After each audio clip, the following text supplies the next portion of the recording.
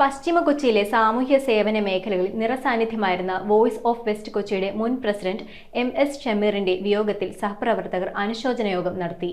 Voice of west കൊച്ചിയുടെ നേതൃത്വത്തിൽ നടത്തിയ അനുശോചന യോഗത്തിൽ സഹപ്രവർത്തകർ തങ്ങളോടൊപ്പം ഒത്തുപ്രവർത്തിച്ച ഷമീറിന്റെ സേവന താൽപര്യതയും മികച്ച സംഘാടക മികവിനെയും സ്മരിച്ചു സംസാരിച്ചു.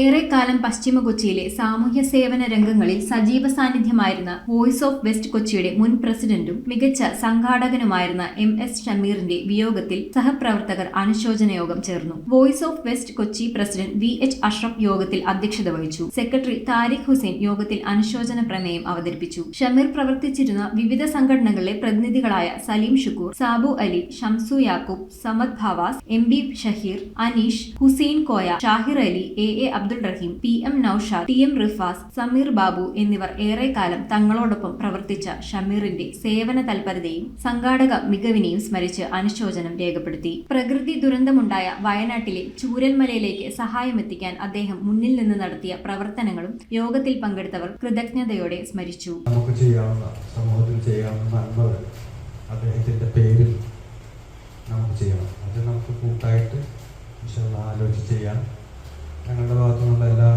സഹകരണങ്ങളും അതിനുണ്ടാവും. News bureau, Kochi. ഉമ്മി വരാണ്ട് നെയ്ക്കിനോട് മിണ്ടില്ല. ശരിക്കും